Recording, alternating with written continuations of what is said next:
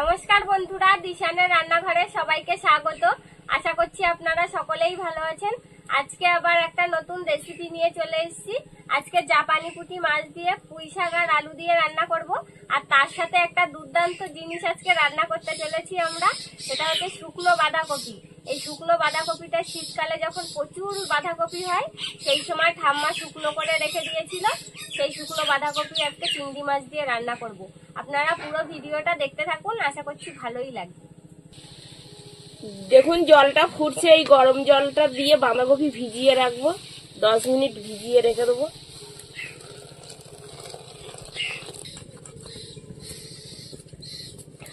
নরম হয়ে যাবে। শুকনো বাঁধাকপির একটা গন্ধ থাকে, শুকনো গন্ধ, সেই গরম জল দিয়েছি, শুকনো গন্ধটা চলে যাবে। আর গরম জলে ভিজিয়ে রেখেছি, দেখুন ওই বাঁধাকপি পাতাগুলো সব খুলে যাবে। বাঁধাকপি যতটা নিয়েছিলাম তার ডবল হয়ে যাবে বাঁধাকপি। ভিজাতে ভিজাতে ফেঁপে উঠেছে। বাঁধাকপিটা ভিজতে ভিজতে আমি চিংড়ি মাছগুলো কেটে নেবো। আজকের পুকুরের চিংড়ি মাছ দিয়েই বাঁধাকপি রান্না করব।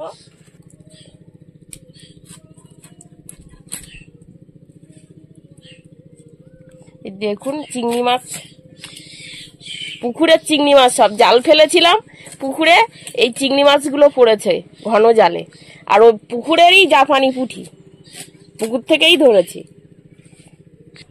আমি এদিকে জাপানি পুঁটি মাছটা কেটে নিচ্ছি। দেখুন কত বড় মাছটা। এরকম এত বড় মাছ সহজে পুকুরে পাওয়া যায় না। আরো এখন বর্ষার জল হয়েছে, পুকুরে প্রচুর জল, তবুও জাল ফেলে এক ভাগ্যটা আজকে ভালো ছিল, সেই জন্য একটা মাছ পেয়ে গেলাম। না হলে জাল ফেলতে ফেলতে ক্লান্ত হয়ে যেতে হয়, তবুও মাছ পড়ে না। আজ দেখুন কি বড় বড়। বড় মাছে বড় মাছ না? হ্যাঁ, পুঁই শাক দিয়ে তো মাছ দিয়ে ঝোল খেতে দারুণ লাগে, আর জাপানি পুঁটি দিয়ে তো আরো খুব সুন্দর লাগে। জালে ভালোই চিংড়ি মাছ পড়েছে। মাছের আঁশটা ছাড়িয়ে নিয়েছি, এবার মাছটা কেটে নেব। আমাদের বটিটার না ধার কমে গেছে, বুঝলে, বাজারে নিয়ে যাওয়া লাগবে। পেটে ডিম হয়েছে নাকি? না, ডিম হয়নি। হ্যাঁ হয়েছে, এই যে অল্প অল্প হয়েছে, এই সাইড দিয়ে, ভিতরে এই ধার দিয়ে হয়েছে। আমাদের গলুর জন্য মাছ করবে, পিস করবে কিন্তু। হ্যাঁ, সবার এক পিস করে হয়ে যাবে। হিসেব করে হয়ে গিয়েছে, এবার মাছগুলো ধুয়ে নিয়ে আসবো। মাছগুলো এবার পুকুর থেকে ভালো করে পরিষ্কার করে ধুয়ে নেব পুকুরের জলে। একদম পরিষ্কার কলের জলের মতন আমাদের পুকুরের জলটা। দেখুন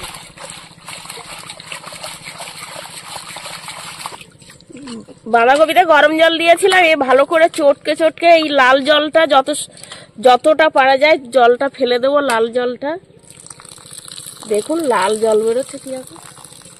শুকনো জিনিসের একটা আছে না,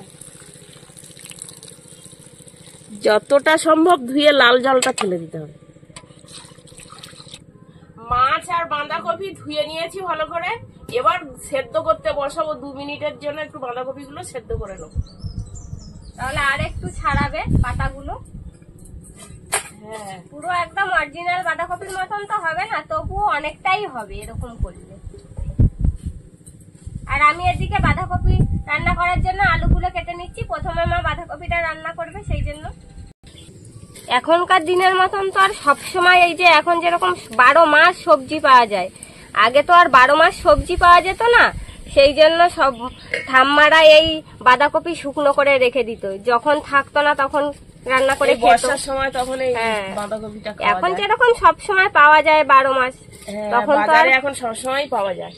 তো ওটা কাঁচা বাঁধাকপি আর এটা শুকনো, এই শুকনোটা খাওয়ার একটা আলাদাই স্বাদ। হ্যাঁ, আর বাজারের বাঁধাকপির এখন দামও প্রচুর, সবার তো সবসময় সামর্থ্য হয় না যে কিনে খাওয়ার, সেই জন্য বাড়ি থাকলে এই শুকনোটা রান্না করে খাওয়া যায়। মানে চাষ করি শীতের সময়, তখন হয়েছে অনেক, শুকনো করে রেখে দিই, বর্ষার সময় একটু খাওয়া যাবে।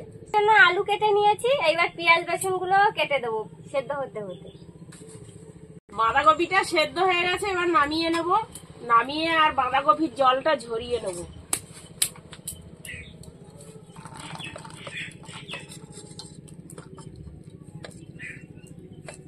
দেখুন চটকে চটকে বাঁধাকপি গুলো তখন ধুয়ে নিয়েছিলাম, আবার সেদ্ধ করার পরও দেখুন কেমন লাল জল বেরিয়েছে। দেখুন কি সুন্দর ফুলের মতন হালকা হয়ে গেছে কপিগুলো, আর কপির পাতাগুলো দেখুন সব খুলে খুলে গেছে। এই দেখুন বড় বড় হয়ে গেছে সব পাতাগুলো, চওড়া চওড়া হয়েছে ভাই। হ্যাঁ। এবার বাঁধাকপিটা রান্না করার জন্য আমি আলুগুলো ভেজে নেব।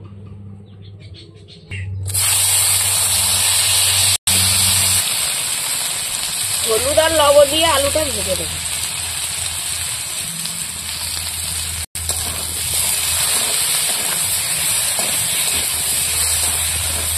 মা আলু ভাজতে ভাজতে আমি আদা রসুন বেটে নেব। রসুন গুলো থেতো করে নেব, কেননা রসুন বাটলে একদম হয়ে যায়, শুকনো হয়ে যায়, আর বাটা রসুনের থেকে থেতো করা রসুনের ভালো লাগে দিলে। এবার তুলে নেব। এবার আদা বেটে নেব। আলু ভাজা হয়ে গেছে, এবার চিংড়ি মাছটা ভেজে নেব।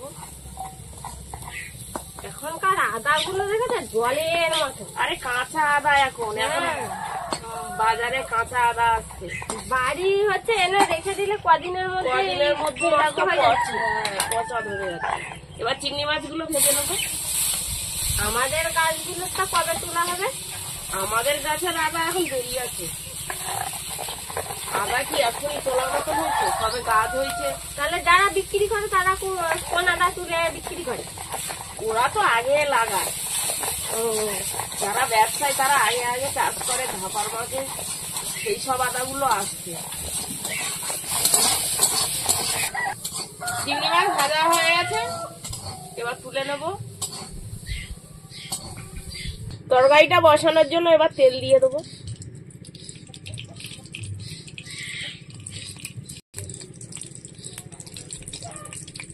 শুকনো লঙ্কা, তেজপাতা, পাঁচফোড়ন, পেঁয়াজ কুচি। পেঁয়াজটা একটু ভেজে নিয়েছি, এবার রসুন দেবো, কাঁচা লঙ্কা। দুটো তরকারিটা করে রাখিছি।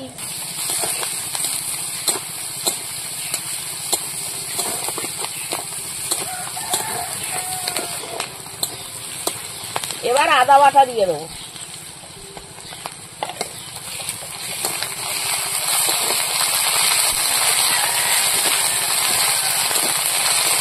মশলাটা হয়ে গেছে, এবার বাঁধাকপিগুলো দিয়ে দেবো।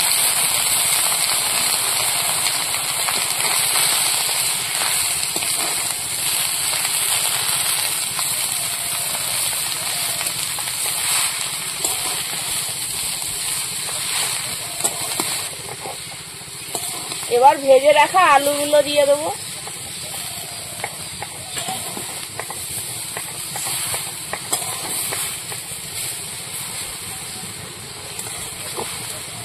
এবার চিংড়ি মাছগুলো দিয়ে দেবো।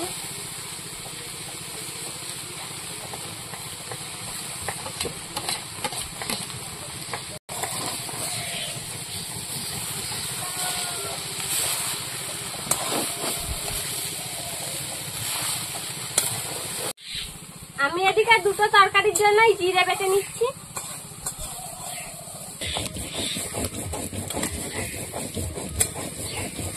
হলুদ, লবণ,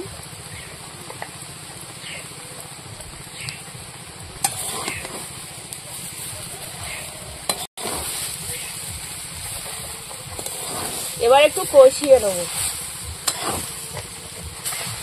সব সেদ্ধ করা আলু টালু সব ভাজা জিনিস।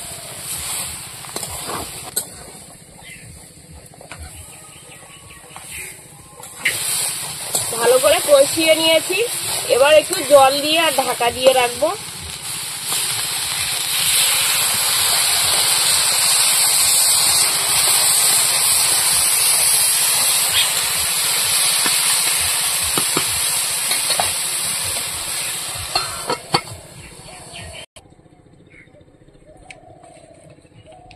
এবার ঢাকাটা খুলে নেব। বাঁধাকপি দেখো দারুণ দেখাচ্ছে কিন্তু।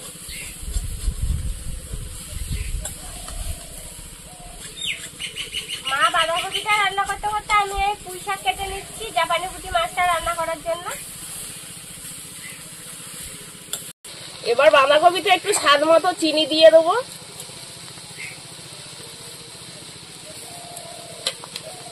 জিরে মরিচের বাটাও দিয়ে দেবো।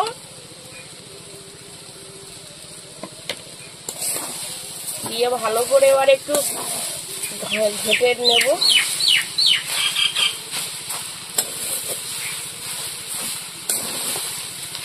যা বাঁধাকপির গন্ধ বাড়িছে না। এরকম মোটা মোটা পুঁই শাক মাছ দিয়ে রান্না করলে দারুণ লাগে খেতে। এবার গরম মশলা দিয়ে দেবো।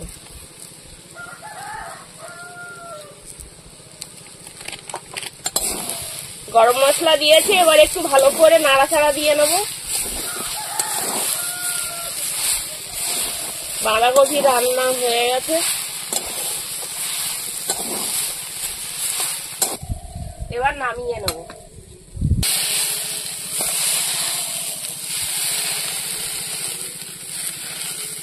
এবার মাছে লবণ হলুদ মাখিয়ে নেব। এবার মাছগুলো ভেজে নেব।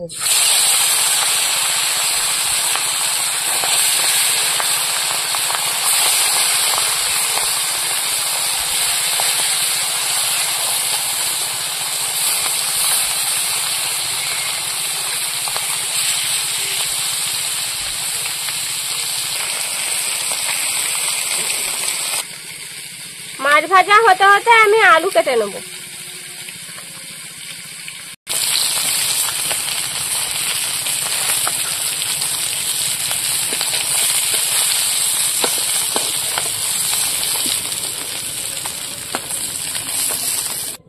মাছটা ভাজা হয়ে গেছে, এবার তরকারিটা বসাবো।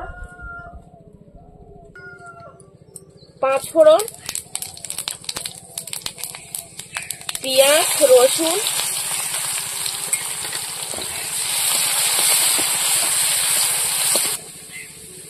পেঁয়াজ রসুন হয়ে গেছে, এবার সবজিটা দিয়ে দেবো।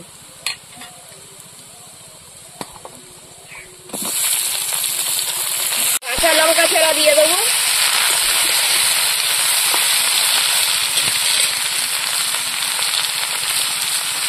লবণ হলুদ দিয়ে দেবো।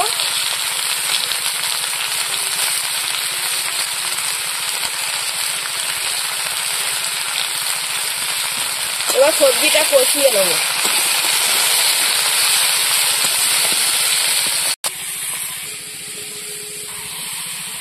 বন্ধুরা, এরকম একটা নতুন নতুন রেসিপি দেখতে আমাদের চ্যানেলটিকে সাবস্ক্রাইব করবেন আর অবশ্যই পাশে থাকা বেল আইকনটি প্রেস করবেন, তাহলে আমরা নতুন কোনো ভিডিও আপলোড করলে নোটিফিকেশন আপনাদের কাছে পৌঁছে যাবে। আর কে কোথা থেকে দেখছেন কমেন্ট করে বলবেন, তাহলে আমরা আরো নতুন নতুন ভিডিও করার আগ্রহ পাবো।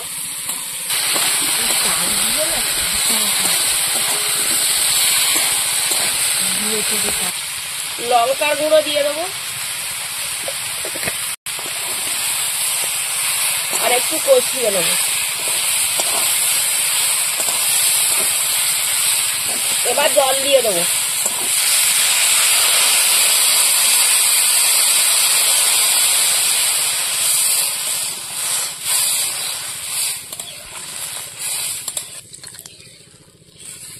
তরকারিটা ফুটে উঠেছে, এবার ভেজে রাখা মাছগুলো দিয়ে দেবো।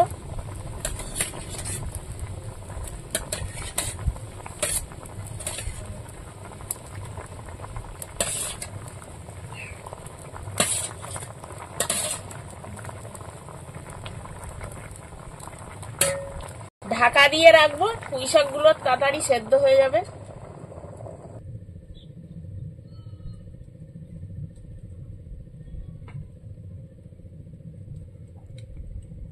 এবার ঢাকাটা খুলে নেব।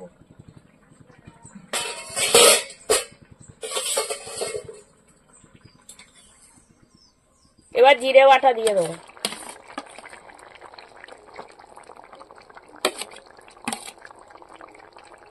আর কিছুক্ষণ ফুটিয়ে নেব।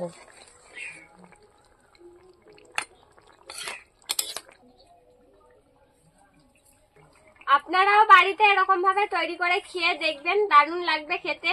আর আমাদের আজকের পুরো ভিডিওটি শেষ পর্যন্ত দেখার জন্য ধন্যবাদ। ভালো লাগলে লাইক কমেন্ট শেয়ার করবেন। আবার ফিরে আসবো নতুন একটা রেসিপি নিয়ে। সবাই ভালো থাকবেন, সুস্থ থাকবেন। তরকারি হয়ে গেছে, এবার আমি নামিয়ে নেব। আলু পুঁই শাক জাপানি পুঁটির ঝোল।